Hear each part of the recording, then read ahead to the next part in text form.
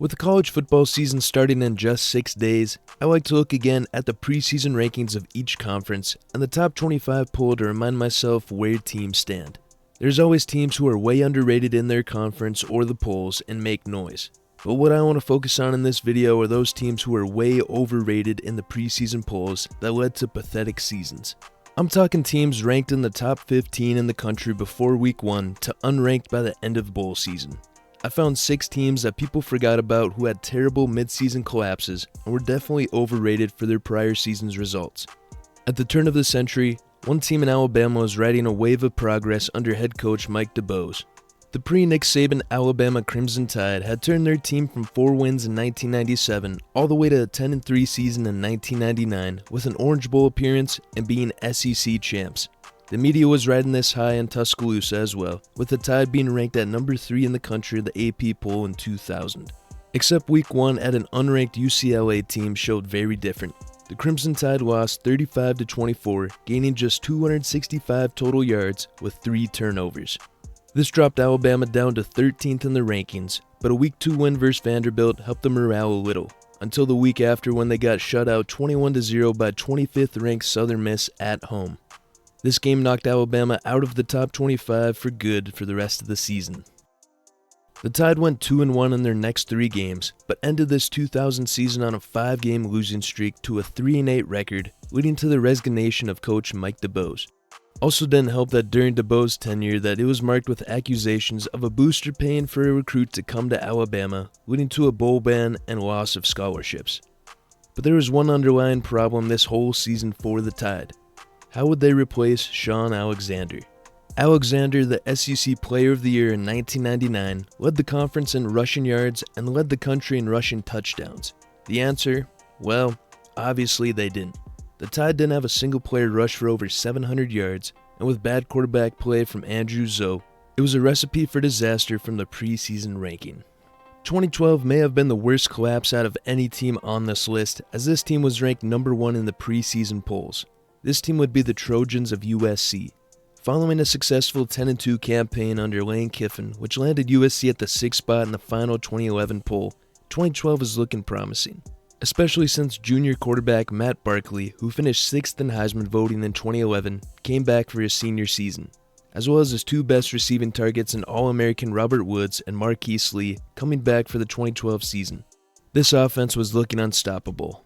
The first 2 games of the season, it was looking like that was the case, with a 49-10 and 42-29 wins over Hawaii and Syracuse. However, an upset loss to 21-ranked Stanford put a damper on the season, knocking the Trojans down to 13th. Nevertheless, 4 straight conference wins in a row, although 3 of these teams were the worst in the Pac-12, but it bumped USC back up to 10th in the country. Another upset loss at Arizona 39-36 after the win streak led to a 6-2 record and where the real competition started.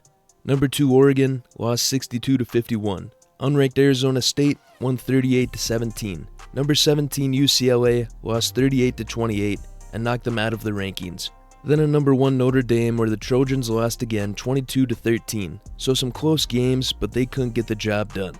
The Trojans made the Sun Bowl with a 7-5 record this 2012 season against Georgia Tech, which they lost 21-7, ending their hideous season. But from being the number 1 team in the country to 7-6 has to be one of the worst collapses. It marked the first time a preseason number 1 had fallen further than 16th since 1964. Didn't help the cause that preseason Heisman candidate Matt Barkley led the Pac-12 in interceptions and his completion percentage was down 6%, as well as having less scholarships because of Reggie Bush. Lane Kiffin even said we can't be 7-6, not at SC, and basically his last season there. 4 years after USC's collapse, a team up north tried their luck as well. The 2015 Michigan State Spartans should have had a perfect regular season. These 2015 Spartans beat a 7th-ranked Oregon, 12th-ranked Michigan, and 2nd-ranked Ohio State, but sadly blew their lead against an unranked Nebraska, leading to 11-1 regular season. Still made the Big Ten championship and still beat 4th-ranked Iowa. And with this being the second year of the college football playoff, the Spartans faced Alabama, losing 38-0 in the semifinals, did produce an iconic Derrick Henry stiff arm, and a final AP ranking of 6th in the country for the Spartans. Now starting the 2016 campaign, Michigan State got ranked 12th in the country, and the first 2 games went great, beat FCS Furman and an 18th-ranked Notre Dame. Little did Spartans fans know, That Notre Dame team was also collapsing in 2016. Finished with a 4-8 record, so beating them wasn't that big of an accomplishment, but still moved the team up to 8th. Then what followed this great win over the Irish was a 7-game losing streak where the Spartans got knocked out of the rankings just after week 4. With Michigan State losing 7 straight, that was the first time since 1982, and were 0-6 in conference for the first time in school history. A shutout win versus Rutgers was something, but ended their 2016 campaign with a narrow loss to Ohio State, then a blowout loss versus Penn State. What fans could point this misery to was just the team being a very young and inexperienced roster. All of their NFL talent had left the team after 2015. 3 offensive line starters and 3 defensive line starters, as well as Big Ten Receiver of the Year Aaron Burbridge and Connor Cook, the winningest quarterback in program history. They had Tyler O'Connor starting, you know that's bad, and a later Rankers lost by 7 but would complete this shortened season at a 6-1 conference record with an Outback Bowl loss as well. Could have been 7-1 if Michael Penix Jr. didn't get injured. But this 6-2 record set Indiana up for a preseason ranking of 17th for 2021. 6 ranked games on their schedule, probably the most difficult schedule in the country, so Indiana would have to bring their A game. Week 1 did not show that, as they lost to ranked Iowa 34-6. Won Week 2 against Idaho, lost Week 3 against ranked Cincinnati, won Week 4 against Western Kentucky. Then Week 5, everything went in the crapper against Penn State. Star quarterback Michael Penix Jr. again suffered a season-ending injury and where their 8-game losing streak started, only scoring 11 points per game in this span. Indiana finished 2-10 in 2021, being 0-9 in Big Ten play, the biggest drop-off all time by a former one-loss team in Big Ten play. It just seemed everything went wrong for the Hoosiers. Almost dead last in the country for offensive points per game, 7th worst offensive yards per game, tied 6th for most turnovers lost, and the defense gave up 33 points per game. Just nothing went right.